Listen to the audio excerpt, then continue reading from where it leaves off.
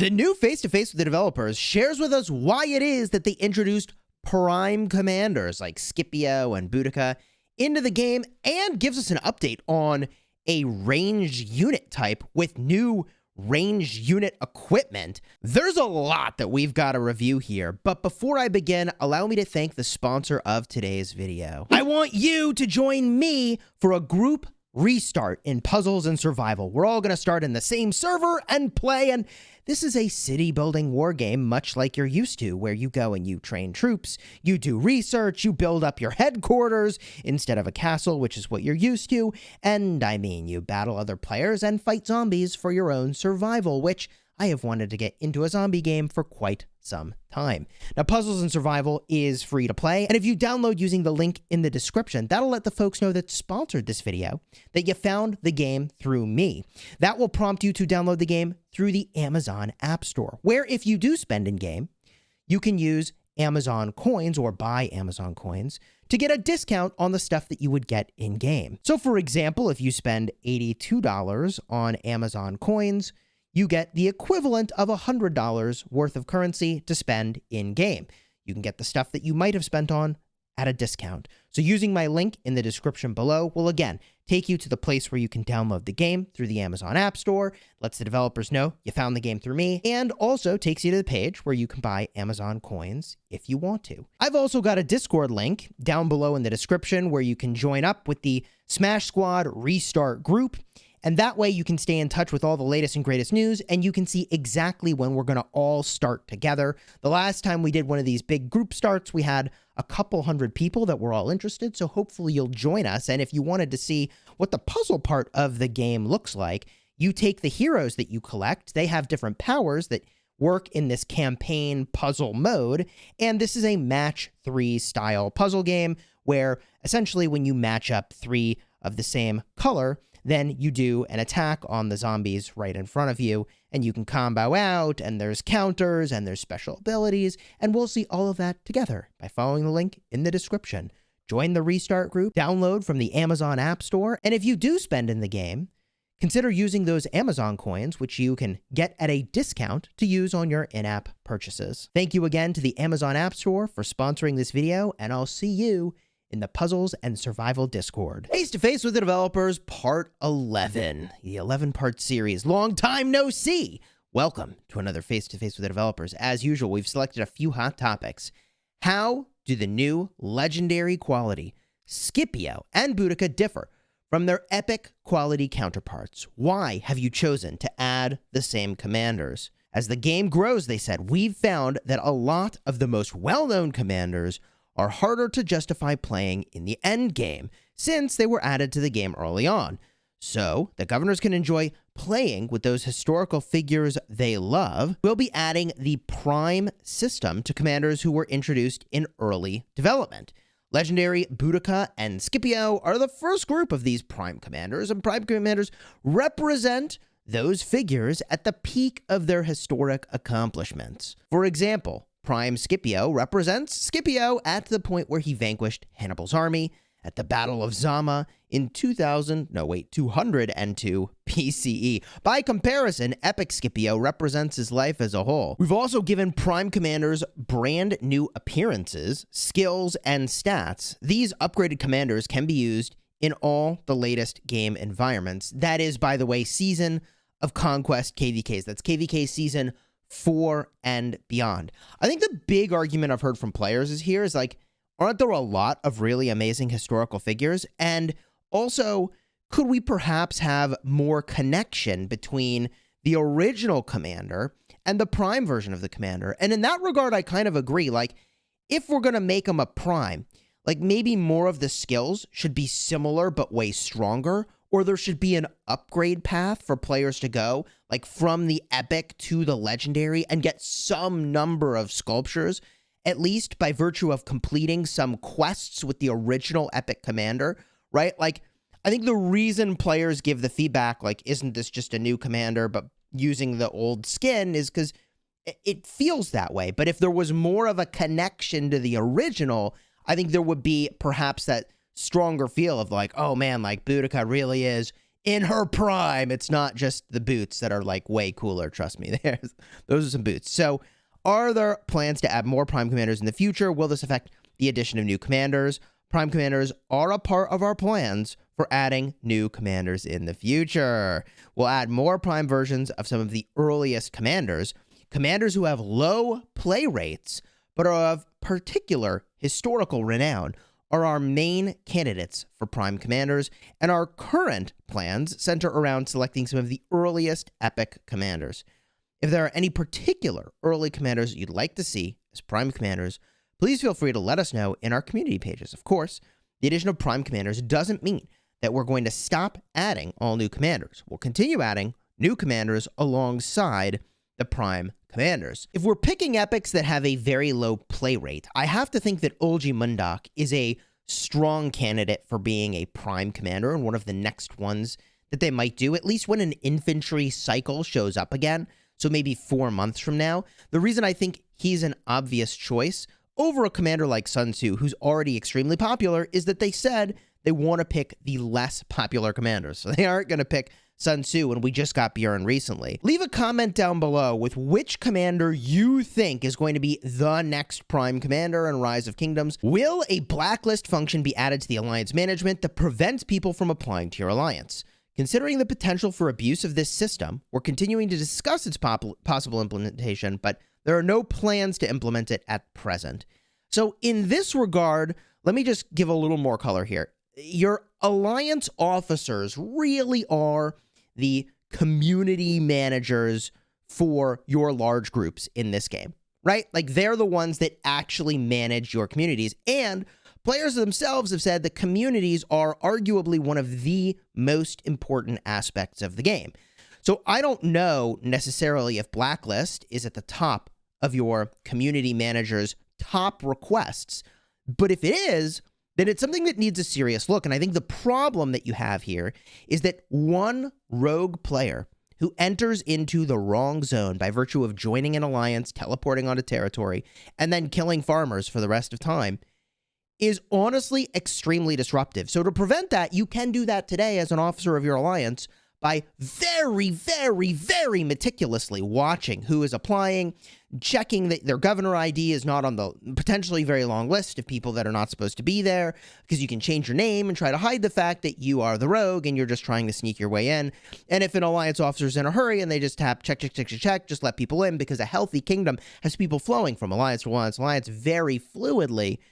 I think what you're hearing here perhaps is feedback from players that, like, your community managers, the people that spend the most time organizing your communities, that they really need help not having a rogue break into a zone, because, by the way, that's extremely disruptive to a kingdom for an extremely long period of time, and is like, that's like emotional damage levels of frustration. So I don't know if that's actually the genesis of why this request went in, but as someone who's dealt with a non-trivial number of rogues, I think that's actually not an uncommon experience, by the way. I can see why the people who spend the most time organizing your in-game communities are saying, please help us out. Now, the next thing here is critically important. Iconic crystals. They are too easy to get, this is what the question says, but there's also not enough of them. And this is a really interesting point. Like, I now, with my set of equipment, am an iconic infantry, rally, and garrison, and that's what I do. This is it. You can't do better than this set with the 10% health city theme that I have. You cannot, at this moment in time, do better. And, okay, maybe there's arguments about which accessories you would want to have, but still, you get the point. In any situation where someone else wants to garrison, but I'm also there, like, I should be the captain. And that's not patting myself on the back. It's just fact. It's better trades. It's just straight meta to run your best garrison when given the option. It just is fact, okay? And the weirdness here is that I used to be able to also rally and garrison calves. I used to be able to also rally and garrison archers. I have great gear, and I am now the backup, okay? So in some ways, the iconic system has, like, elevated certain players to certain roles, but also removed your ability to do other things compared to certain players. And it gets a little bit weird in that way. And the rate at which I will be able to once again be a rally leader garrison captain in a big kingdom with archers or cavalry is over a year down the road. Because at the current rate of gain, you get 2 iconic crystals every KVK, which is like once every 3 months. So it's going to be over a year from now before I even am able to get a second set, not to mention finishing the infantry set that I'm already working on, right? So what are they doing to address this? The answer, we're planning to add Crusader achievements to the Season of Conquest, which would add 3 iconic crystal rewards to each season. Now, I think this is saying 3 per season added for a grand total of 5 per season. Before I had my caffeine this morning, I didn't quite understand that. I thought it was a total of 3, but as I read this now, it seems like we will add 3 iconic crystal rewards to each season. Of these, at least 1 will be granted only after completing particularly difficult quests. As a result, different governors may receive differing numbers of iconic crystals. We're planning to implement this change soon, and it will take effect for governors starting new Season of Conquest stories. Keep an eye out for future announcements. This is a big deal because I figured for the next year, literally, the only thing I'm going to be doing is rallying and garrisoning with infantry. But this to me says that after 2 more KVKs, I will really open up the possibility of once again maybe being a top tier rally or garrison for archers or for cavalry. And look, for most players, I think what this points you to is the fact that legendary equipment suddenly becomes a lot more valuable, even if you don't have the special talent on that level legendary equipment, which like most people won't for most of their equipment. You see what I mean? Just the ability to put an iconic crystal into there suddenly will make it way better than an epic counterpart, which means that over some number of years, I mean, if it becomes 5 iconic crystals per KVK and you actually could get all 5, okay, we're still talking about 2 KVKs per set, sort of. I guess it's a little less than that, to actually complete one of those sets with all iconics. And for most people, they're going to have mostly epic equipment at best anyways. So I think a lot of people are going to cap out on these iconic crystals, which means like the whales that run around with lots of legendary equipment and lots of iconics. This is maybe going to take a year to get there, but it's going to be a big deal. So I would argue that you probably should be thinking about making more base legendary equipment for all these iconics that you want to drop in there, because just getting the iconic buff is a big deal. And to move out of some of the epic equipment and to move perhaps out of the realm of trying to talent a specific set if you are low on materials. Can you make it possible to sort commanders by power again? This was a big deal because before I used to be able to go into my commanders and all of the commanders that had equipment would be floated to the top of the list. This made it just so much easier to manage my equipment. So I appreciate that they're going, hey, wait a minute. Okay, so this filter system was really good, but we accidentally removed something extremely helpful to players, which was to bubble to the top the ones that had equipment. So hopefully they add that back in. It looks like they will. Can you add solo, duo, or an AI play to Champions of Olympia? We've always planned to add new gameplay modes to Champions of Olympia. We're currently preparing to add custom gameplay modes that will allow governors more freedom to choose how they play, including playing against AI opponents. We'll let you know more in the future announcements. You know, for me, it's been a minute since I played Champions of Olympia, but the thing that I struggled with the most is just the way that the movement works and the way that, like, hitting something near you works. It feels like you can run from just, like, a shocking number of fights and move just, like, shockingly fast with no march speed buffs. But I honestly am overdue to queue up for Champions of Olympia again and try it out. I'm certainly curious for your thoughts in the comments. Like, is the thing that we need solo, duo, and AI play for Champions of Olympia? I feel like I would say no to that. Here's the big change that we really need to talk about. Finally, we'd like to share some of the major changes we're making. Many of you might have already noticed that some kingdoms are already enjoying stories that feature ranged warfare. This is Heroic Anthem power-up. In this story, siege weapons can be transformed into arrow towers. This can attack enemies from a distance. On top of this, we've also added gameplay features such as Alliance arrow towers, where you basically are turning your flag into an arrow tower that can hit cities which can teleport them away from the front lines, okay? And mass collisions. So this is where you can sort of barricade, and one march cannot go past another one. Even a rally gets stopped by open field marches, and the rally doesn't fight back. You can like make it stop in place, and then all it can do is counterattack, and then you just swarm it out. It's very unusual, okay, the way that is currently working. We're working to improve these features, and we'll make them more widely available when the time is right. And I will argue the time is not right. Respectfully, and because I care about the future of the game, I must say with no uncertain terms, the time is not right. It's not ready yet. And it needs, I think, some serious looking at to make what's going on there feel fun and fair for everybody that's involved with the way that rallies work and the way that you play that flavor of KVK. Because let me tell you, man, during your uptime and your enemy's downtime, you can just shut them down. You shut them down, it's GG, and the quantity of territory loss is going to just be shocking. And I think we'll see more of that unfold as we watch more of the Heroic Anthem power-up version of KVK. So I feel like there's big work that still needs to be done to make that fun. And I would honestly just keep it to that format of KVK. And I don't know that I should go everywhere, quite frankly.